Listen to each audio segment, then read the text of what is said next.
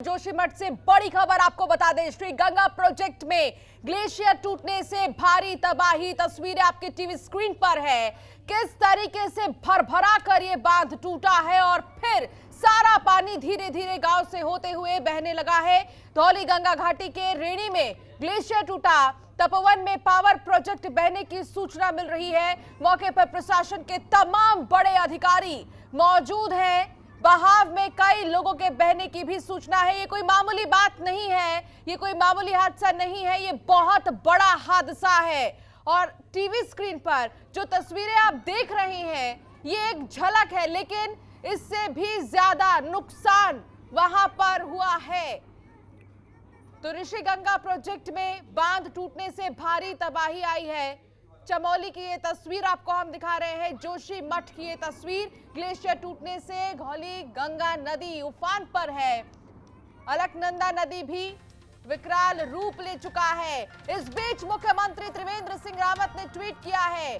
मुख्यमंत्री ने कहा है चमोली जिले से एक आपदा का समाचार मिला है और जिस तरीके से देखा जा रहा है जिला प्रशासन, पुलिस विभाग और आपदा प्रबंधन को इस आपदा से निपटने के आदेश दे दिए गए हैं। मौके पर एसडीआरएफ, एनडीआरएफ की टीम मौजूद है। किसी भी प्रकार की अफवाहों पर ध्यान बिल्कुल भी ना दें। सरकार सभी जरूरी कदम उठा रही है। तो त्रिवेंद्र सिंह रावत ने ट्वीट कर दिया है और उन्होंने ये कहा है कि बिल्कुल भी घबराने की जरूरत नहीं है।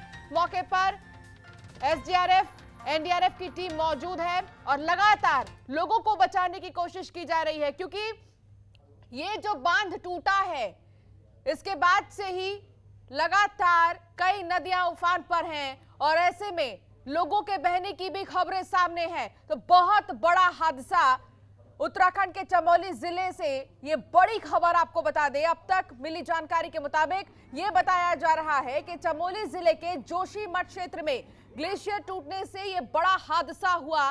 लगातार सोशल मीडिया पर भी कई सारे वीडियोस सामने आ रहे हैं। जो आसपास के रहने वाले हैं वो वीडियोस बना रहे हैं और शेयर कर रहे हैं फेसबुक पर भी, और कई ऐसे सोशल मीडिया वेबसाइट हैं जिस पर शेयर किया जा रहा है जो वहां पर रह रहे हैं लोग उनकी तरफ से। और ये कहा जा रहा है ये कोई मामूली हादसा नहीं है, इसे सीरियस लें। तो वहीं त्रिवेंद्र सिंह रावत ने ट्वीट कर ये कह दिया है कि जो भी जरूरी सेवाएं हैं वो सारी दी जाएंगी, बिल्कुल भी घबराने की जरूरत नहीं है। प्रशासन की टीम मौके पर मौजूद है। एक्सक्लूसिव तस्वीर हम आपको दिखा रहे हैं। एरो के जरिए आप देख सकते हैं कि आखिर कहां कहां कैसे कैसे तबाही आई और जो टावर्स लगे थे वहां पर बिजली के टावर्स वो भी ढह गए। तो ऐसे में बहुत बड़ी घटना, अधिकारी मौके पर मौजूद हैं। वीडियो में दिख रहा है कि नदी अपने पूरे उफान पर है और खतरनाक रूप ले चुकी है। स्थानीय लोगों का कहना है कि ग्लेशियर टूटने से यह बड़ा हादसा हुआ है। इस वक्त हर जगह अफरा तफरी का आलम मचा हुआ है। आपको कुछ वीडियोस दिखा रहे हैं जिसमें अफरा तफरी का माहौल भी साफ देखने को मिल रहा है। पीछे कुछ लोगों की आवाज आ रही है जहां उनका साफ तौर पर यह कहना है कि ये जो हादसा है बहुत बड़ा है, बहुत ज्यादा नुकसान इसमें देखा जा रहा है। अभी आंकड़े निकलकर सामने नहीं आए हैं कि आखिर कितने लोग बहे हैं और कितना नुकसान हुआ है, लेकिन जब आंकड़े निकलकर सामने आएंगे तो कोई मामूली आंकड़े नहीं होंगे, ये आशंका पहले से ही जताई जा रही है। तो उत्तराखंड में ये बड़ी घटना सामने आई है।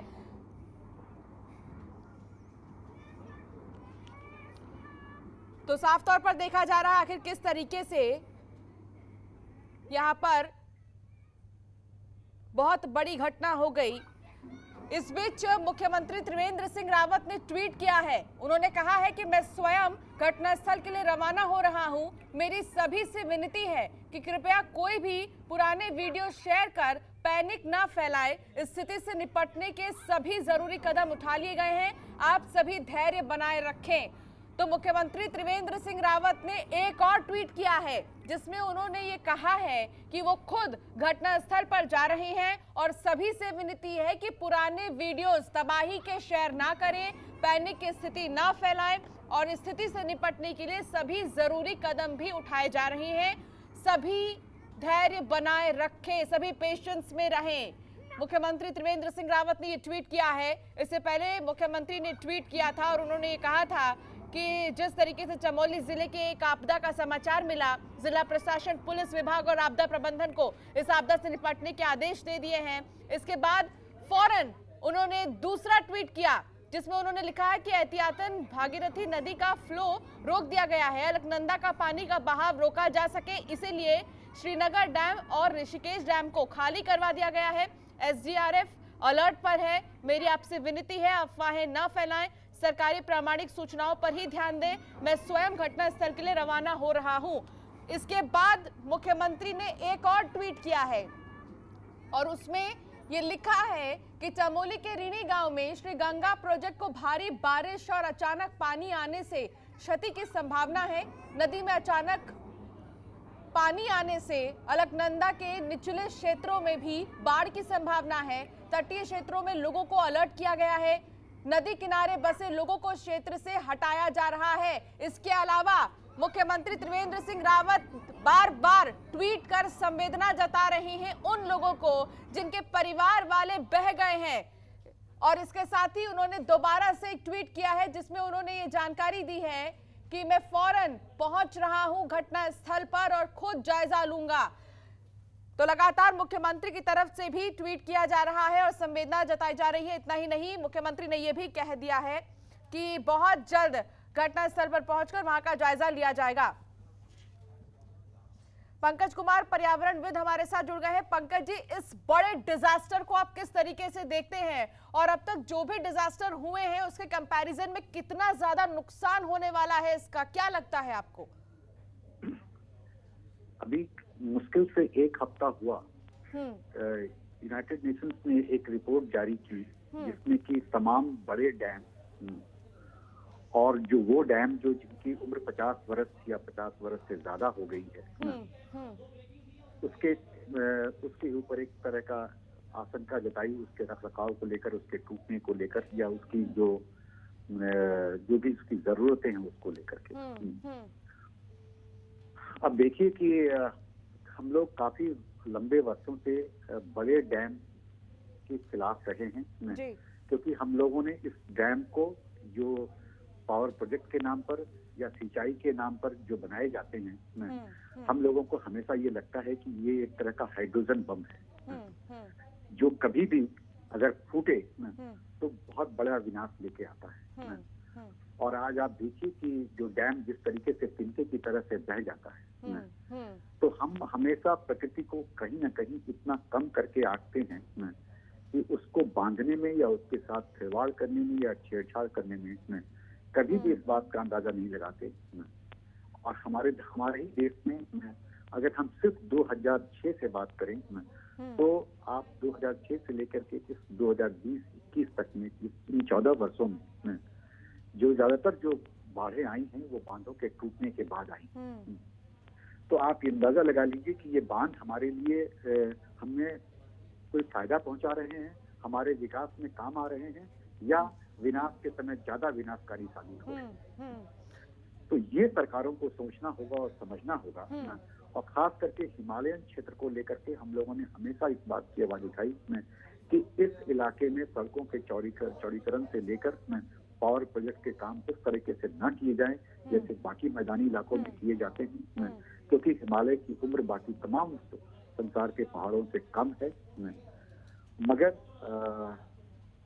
इस बात की हमेशा अनदेखी हुई है। मगर हम यही कह सकते हैं कि इस वक्त में सरकार पे नुक्ताचीनी करने के बजाय सरकार को अपनी पूरी ताकत के साथ गांवों को के जान माल को नुकसान को बचाने में लगना चाहिए। वहां पर उस इलाके में जैसा कि मैंने पहले भी कहा कि उस इलाके में न केवल गांव हैं बल्कि सेना के जवान भी बहुत सारे लोग हैं। आईटीबीपी के बहुत बड़ी तैनाती रहती है उस इलाके में। तो गांव का नुकसान और वो सेना जो इन ऐसे वक्त पे लोगों के मदद में हमेशा आगे रहती है और वो खुद अभी अपने नुकसान की स्थिति में होगी तो सरकार इन तमाम चीजों को कैसे देखेगी ये तो अभी तत्काल का विषय होगा। लेकिन जब ऐसी ही घटना जब केदारनाथ के समय में हुई थी तब भी कोई ऐसी बात नहीं हुई थी कि सरकार ने अपने काम करने के तरीके में कोई बदलाव या सोच में कोई बदलाव ले आया था। पंकज जी, जो आसपास रहने वाले लोग हैं जिन्होंने कुछ वीडियोस बनाया है उस वक्त जब ये बांध टूटा और लगातार नदियां उफान पर दिखी, तो उनका ये कहना था कि केदारनाथ से भी बहुत बड़ा डिजास्टर है, इसे हल्के में ना लें। ये डिजास्टर इसलिए बड़ा होगा क्योंकि इसने तपोवन के पास के जो डैम थे ना, उसको इसने तोड़ा है ना। तो जब डैम के पीछे का पानी जो बड़े हिस्से में जमा रहता है तो आप ये डबल इम्पैक्ट हो जाता है ना, क्योंकि आप उस रिजर्वायर में वाटर पहले से था ना, और पीछे से जो पानी आया और प्लस जो मलबा आया ना, तो वो मिल करके ना जो नीचे की तरफ की तबाही लेके जाएगा ना, और आप इसको कहीं रोक नहीं सकते हैं। जो कैचमेंट एरिया है वो बंधा हुआ होता है, तो वो अपने पूरे कैचमेंट एरिया तक में जाएगा और हरिद्वार तक भी ये पानी जा सकता है, क्योंकि बाकी जो अलकनंदा और दूसरी जो सहायक नदियां जो जाकर कर मिलती हैं आपस में, जब उनके साथ मिलेंगी तो ये वहां भी पहले से पानी है ना, तो वो तमाम पानी एक साथ मिल करके और ये मलबा मिल करके एक बड़ी तबाही, तो उससे बड़ी तबाही तो करेगा ही करेगा। बहुत बड़ी तबाही है। पंकज जी, एक बहुत इंपॉर्टेंट चीज आपने कही है जिसमें ये आपने कहा कि 2006 से 2020 तक के बीच देखा गया कि 40% बाढ़ जो आए हैं वो बांध के टूटने की वजह से आए। तो ऐसे में पंकज जी, आपको क्या लगता है कि क्या स्टेप्स उठाने चाहिए हमारे देश को, हमारी सरकार को, जो इस बांध को बार बार वो देखते रहे बीच में, क्योंकि बांध एक बार बन जाता है उसके बाद कोई देखने नहीं जाता और जर्जर हालत में हो जाते हैं और बहुत आसानी से टूट जाते हैं। तो आखिर कैसे इसे बनाया जाता है, क्यों नहीं देखा जाता, इसे कहाँ फेलियर है? ऐसा है कि ये तो मैं नहीं कह सकता हूँ कि इसको देखा नहीं जाता है या इसके रखरखाव पर ध्यान नहीं दिया जाता होगा। ये तमाम चीजें तो की जाती हैं। सरकार को ये सारी बातें, सरकार को हम लोगों से कहीं ज्यादा पता होती हैं, बल्कि हम लोग भी जो रिपोर्ट देते हैं उसको भी वो उसमें इनकॉर्पोरेट कर ही लेती है। मगर मेरे समझ से ये बाहर है कि इतनी चेतावनी देने के बावजूद भी सरकार इस पे अमल क्यों नहीं करती है, बल्कि इसके जस्ट उल्टा, अगर सन 2000 से लेकर और 2012 तक में जो हम लोगों 2013 तक से समझ लीजिए कि हम लोगों ने बहुत विशेष लड़ाई लड़ी कि उस वक्त में जो पावर प्रोजेक्ट वहां पर बनाने जाने थे उसमें तो कुछ एक पावर प्रोजेक्ट के बीच में तो 1 किलोमीटर का भी फासला नहीं था, और इतने बहुत सारे पावर प्रोजेक्ट हम लोगों ने कैंसिल कराए। बल्कि एक सबसे बड़ा एनटीपीसी का पावर प्रोजेक्ट जिसके लिए सरकार तैयार नहीं थी, मगर बाद में इसको भी समझ में आई, जिसमें कि गंगा को वो 11 किलोमीटर टनल से निकाल रहे थे और उसके बाद फिर गंगा उसके बाद आगे निकलती, तब वो एनटीपीसी पावर प्रोजेक्ट बंद हुआ। आज भी टनल वहां मौजूद है, मगर और एक भागीरथी का इलाका था जिस इलाके में सरकार ने ये जारी किया कि हाँ, इस पर हम कोई डैम नहीं बनाएंगे, मगर सुनने में आया कि शायद उसको भी अब रद्द करने की बात हो रही है। मुझे ये अभी भी मेरे समझ से बाहर है कि सरकार को तमाम जियोग्राफिकल चीजें मालूम हैं, तमाम उसके साइंटिफिक रिसोर्सेज उसको बताते हैं कि हिमालयन रेंज में कभी भी बड़ी तबाही आ सकती है अगर हम उसके साथ छेड़छाड़ करें, मगर सरकार करती क्यों नहीं है, ये एकदम से हम लोगों की समझ से बाहर है। क्या उसकी मजबूरी है, कैसी मजबूरी है, ये तो वही बता सकते। जी पंकज जी, बहुत शुक्रिया, आपने बहुत विस्तार से समझाया इस चीज को कि आखिर कितना ज्यादा नुकसान और कैसे सारी चीजें यहाँ पर बनाई जाती हैं, तमाम चीजें। बहुत शुक्रिया आपका। तो सीएम त्रिवेंद्र सिंह रावत ने आपदा को लेकर ट्वीट कर हेल्पलाइन नंबर जारी किया है। अगर आप प्रभावित क्षेत्र में फंसे हुए हैं, आपको किसी तरह की मदद की जरूरत है, तो कृपया आपदा परिचालन केंद्र के नंबर 1070 या 955-744-4486 पर संपर्क करें। कृपया घटना के बारे में पुराने वीडियो से अफवाह न फैलाएं। तो त्रिवेंद्र सिंह रावत ने ट्वीट किया है, एक के बाद एक ट्वीट त्रिवेंद्र सिंह रावत कर रहे हैं। अब तक 4 से 5 ट्वीट त्रिवेंद्र सिंह रावत कर चुके हैं। हरीश रावत पूर्व मुख्यमंत्री हमारे साथ जुड़ चुके हैं ज्यादा बातचीत के लिए। हरीश रावत जी, बहुत स्वागत है आपका जनतंत्र टीवी पर। हरीश रावत जी, बहुत दुख की बात है, इतना बड़ा हादसा हुआ है, कैसे देख रहे हैं आप, कितना ज्यादा नुकसान इसमें?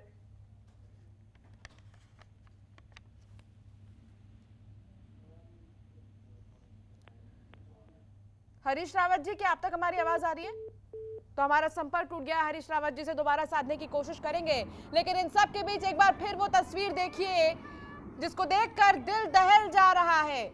आसपास के लोगों में डर है कि आखिर कैसे अचानक देखते ही देखते, जैसे ही सुबह हुई, किसी ने सोचा नहीं था कि इतना बड़ा हादसा होगा। लेकिन इन सब के बीच तमाम सवाल खड़े हो रहे हैं कि आखिर कैसे देखते ही देखते इतना बड़ा हादसा हो गया, क्या कोई व्यवस्था नहीं थी।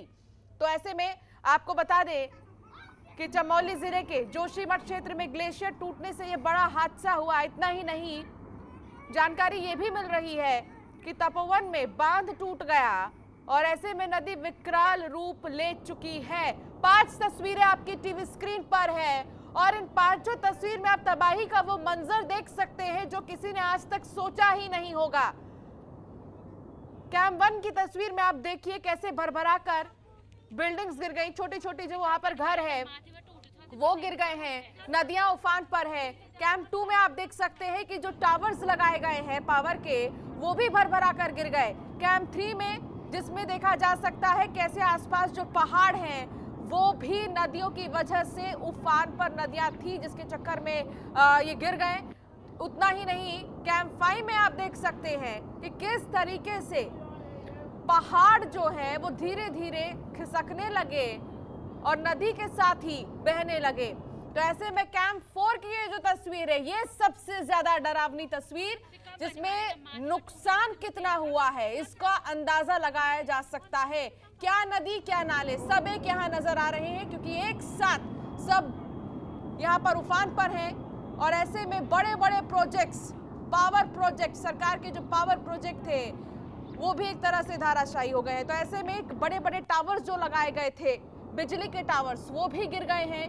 आसपास के जो लोग हैं वो बह गए हैं। बहुत ज्यादा नुकसान हुआ है और हरिद्वार तक कहा जा रहा है कि ये सैलाब का मंजर देखा जाएगा। लेकिन बीच में ही सरकार की तरफ से दावा किया जा रहा है कि रोक दिया जाएगा।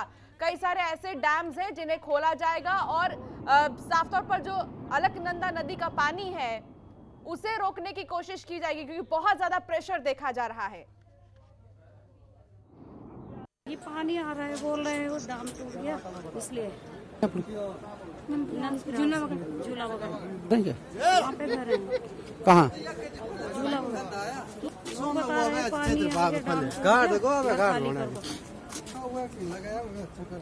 गाड़ी में बोल रहे थे। तो तस्वीरों में आप देख सकते हैं कि आखिर किस तरीके से नदियां उफान पर हैं। एहतियात के तौर पर वहां पर कई सारी टीमें मौजूद हैं, एसडीआरएफ और एनडीआरएफ की टीम मौजूद है। लगातार रेस्क्यू ऑपरेशन किया जा रहा है। मुख्यमंत्री की तरफ से ट्वीट किया गया है कि एहतियातन भागीरथी नदी का फ्लो रोक दिया गया है, अलकनंदा का पानी का बहाव रोका जा सके, इसीलिए श्रीनगर डैम और ऋषिकेश डैम को खाली करवाया जा रहा है। एक छोटे से ब्रेक के लिए रुकना होगा, ब्रेक के बाद हर तस्वीर आप तक हम पहुंचाते रहेंगे।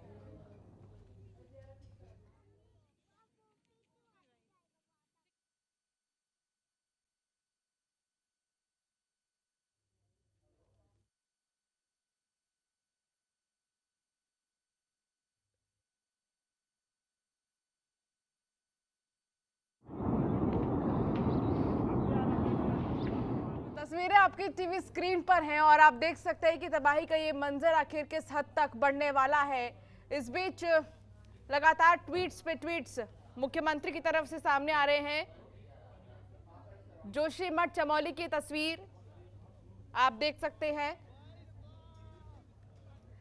तो सीएम त्रिवेंद्र सिंह रावत ने अलर्ट जारी कर दिया है। सीएम योगी ने भी यूपी में अलर्ट के आदेश दे दिए हैं। उत्तराखंड में आईटीबीपी और एनडीआरएफ की टीम अलर्ट पर है। श्री गंगा पावर प्रोजेक्ट को भारी नुकसान पहुंचा है। ऋषिकेश और श्रीनगर में अलर्ट जारी कर दिया गया है। लोगों को नदी के किनारे से दूर रहने की अपील की जा रही है। जो भी नदी के किनारे बसे हुए हैं, जो छोटे छोटे घरों में रह रहे हैं, उन्हें कह दिया गया है कि यहां से जल्द खाली कर दें और राहत शिविरों तक उन्हें पहुंचाया जा रहा है। अनिल राणा हमारे संवाददाता हमारे साथ जुड़ गए हैं। अनिल, क्या जानकारी मिल रही है? मुख्यमंत्री योगी आदित्यनाथ ने भी आदेश जारी कर दिया है कि जो भी आसपास रह रहे हैं नदी के, वो वहां से हट जाएं।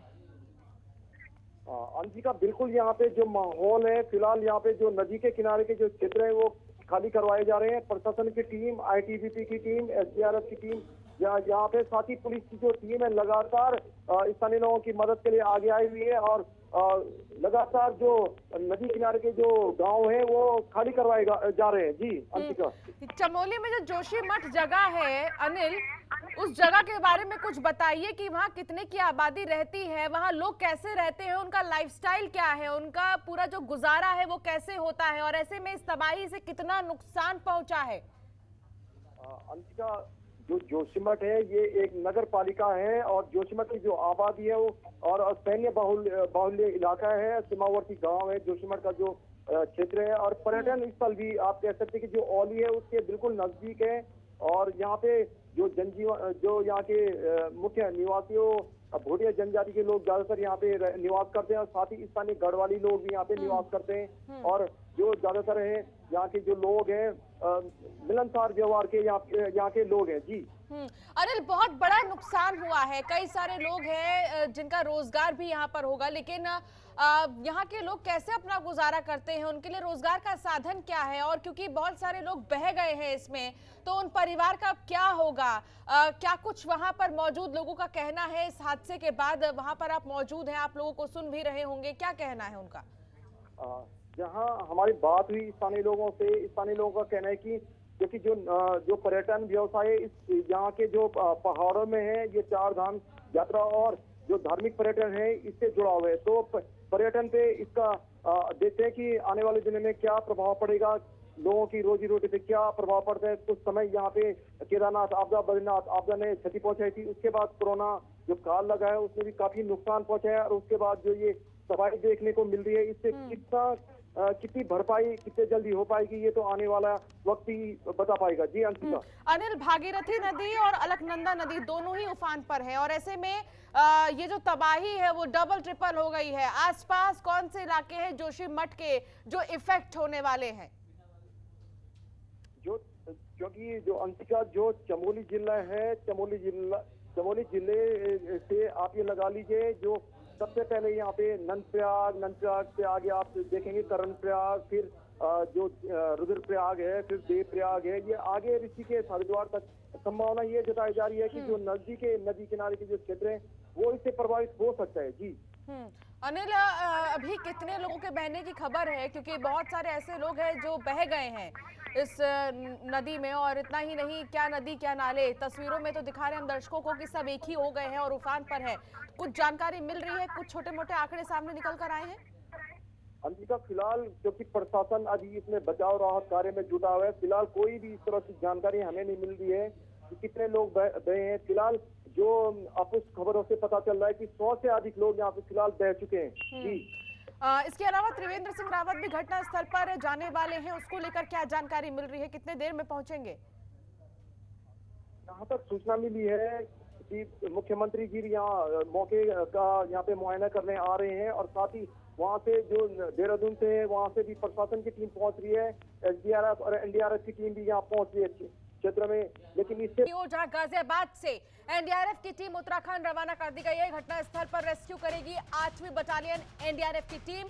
तो जगह जगह से NDRF की टीमों को रवाना किया जा रहा है ताकि जल्द से जल्द लोगों को बचाया जा सके।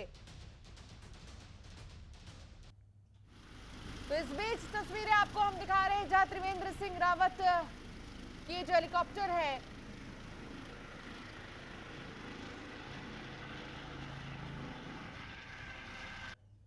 घटनास्थल पर त्रिवेंद्र सिंह रावत बहुत जल्द दिखाई देंगे और ऐसे में उन्होंने खुद ट्वीट कर इस बात की जानकारी दी है कि वो घटनास्थल पर जाएंगे, जायजा लेंगे। इतना ही नहीं, त्रिवेंद्र सिंह रावत की तरफ से यह भी कहा गया है कि पुराने वीडियो शेयर कर पैनिक की स्थिति ना फैलाएं, ज्यादा से ज्यादा पेशेंस बनाए रखें, धैर्य रखें, बहुत जल्द मदद की जाएगी और कोई भी नुकसान नहीं होगा। ये त्रिवेंद्र सिंह रावत की तरफ से कहा गया है। ट्वीट के जरिए उन्होंने उन लोगों को भी संवेदना दी है जिनके परिवार वाले इसमें बह गए हैं। इतना ही नहीं, मुख्यमंत्री की तरफ से यह भी कहा जा रहा है कि प्रशासन की तमाम टीमें मौके पर मौजूद हैं। सीएम रावत ने आपदा को लेकर ट्वीट कर हेल्पलाइन नंबर जारी किया है। अगर आप प्रभावित क्षेत्र में फंसे हुए हैं, आपको किसी तरह की मदद की जरूरत है तो कृपया आपदा परिचालन केंद्र के नंबर 1070 या 955 744 4486 पर संपर्क करें। कृपया घटना के बारे में पुराने वीडियो से अफवाह न फैलाएं। तो मुख्यमंत्री ने ये ट्वीट किया है। एक के बाद एक ट्वीट कर रहे हैं मुख्यमंत्री त्रिवेंद्र सिंह रावत। अब तक 4 से 5 ट्वीट कर चुके हैं। साफ तौर पर उनका यह भी कहना है कि तमाम प्रशासन की टीमें मौके पर मौजूद हैं। उत्तराखंड के डीजीपी का बयान इस बीच सामने आया है। चमोली में निचले इलाके खाली कराए गए हैं। डीजीपी का बयान सामने आया है। डीजीपी का कहना है कि आसपास के जो इलाके हैं, चमोली में निचले इलाके खाली कराए गए हैं। डीजीपी ने कहा कि लोगों से नदी के किनारे से जाने की अपील की जा रही है। तो नदी के आसपास जितने भी लोग हैं उनसे बार बार अपील की जा रही है कि वहां पर ना रहें, जितना जल्दी हो सके वहां पर खाली कर दें। निचले इलाकों में अलर्ट जारी कर दिया गया है क्योंकि पानी का बहाव सीधे नीचे की तरफ है और ऐसे में बहुत ज्यादा नुकसान हो सकता है। इसको देखते हुए आसपास के इलाकों में बोल दिया गया है कि बिल्कुल भी ना रहे, वहां से जगह खाली कर दें। तो अपील की जा रही है। 150 लोग ऐसे हैं जिनके लापता होने की खबर है।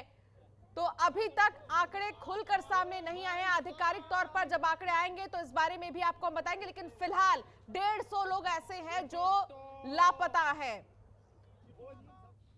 गंगा के किनारे जितने भी रास्ते हैं उन्हें बंद कर दिया गया है। इतना ही नहीं, आपको बता दें कि जो भागीरथी नदी है और अलकनंदा नदी दोनों ही उफान पर हैं। तो ऐसे में कई सारे ऐसे डैम्स हैं जिन्हें खाली किया जा रहा है ताकि इनके पानी इन डैम्स तक पहुंच जाए और कोई तबाही का मंजर ना देखने को मिले। तो कोशिश तो लगातार की जा रही है, लेकिन बावजूद इसके तस्वीरें आप देख सकते हैं, आपकी टीवी स्क्रीन पर है। तबाही का ये मंजर जो किसी ने सोचा भी नहीं होगा। और ऐसे वक्त में जब हर कोई लगातार पहाड़ी इलाकों में पहुंच रहा है और साफ तौर पर जो सैलानी हैं वो पहाड़ों की ओर जा रहे हैं, घूम रहे हैं, फिर रहे हैं और ऐसे में इस तरीके की तस्वीरें डराने वाली हैं। लेकिन बार बार यही अपील की जा रही है कि बिल्कुल भी पैनिक ना हो और जो पुराने वीडियोस हैं उन्हें शेयर कर पैनिक की स्थिति बिल्कुल भी ना फैलाएं। बहुत जल्द प्रशासन जितने भी लोग इस नदी में बहे हैं उन्हें बचा लेगी, लेकिन इन सब के बीच एनडीआरएफ और एसडीआरएफ की टीमें भी मौके पर मौजूद हैं। तो आपको हम बाकायदा एक वीडियो दिखा रहे हैं जिसमें नदी का रौद्र रूप दिखाई दे रहा है। वीडियो में दिख रहा है कि नदी अपने पूरे उफान पर है और खतरनाक रूप ले चुकी है। और इसी को देखते हुए बार बार अपील की जा रही है कि आसपास नदी के जो भी लोग रह रहे हैं वो जगह खाली कर दें और एक ऐसी जगह चले जाएं जहां पर ज्यादा से ज्यादा सेफ्टी है। तो ऐसे में जो निचले इलाके हैं उन्हें खाली कराया जा रहा है। ये 5 तस्वीरें आपको हम दिखा रहे हैं आपकी टीवी स्क्रीन पर। बाकायदा एरो के जरिए आपको हम ये दिखा रहे हैं कि किस तरीके से क्या नदी क्या नाले सब एक हो चुके हैं। तबाही का ये मंजर है। ग्लेशियर टूटने से इतनी बड़ी तबाही, अलकनंदा नदी ने भी विकराल रूप ले लिया है। एनडीआरएफ की टीम से राहत और बचाव कार्य किया जा रहा है। ऋषिगंगा प्रोजेक्ट में बांध टूटने से भारी तबाही आई है। तो जो बड़े बड़े प्रोजेक्ट्स सरकार के हैं वो भी खत्म हो गए। तो ऐसे में देखते ही देखते सब कुछ खत्म। फिलहाल जो बिजली के टावर्स हैं वो भी गिर गए हैं क्योंकि पानी का बहाव बहुत ज्यादा तेज था। खबरों के निष्पक्ष विश्लेषण के लिए सब्सक्राइब करें Janatantra TV and press the bell icon. Never miss any update.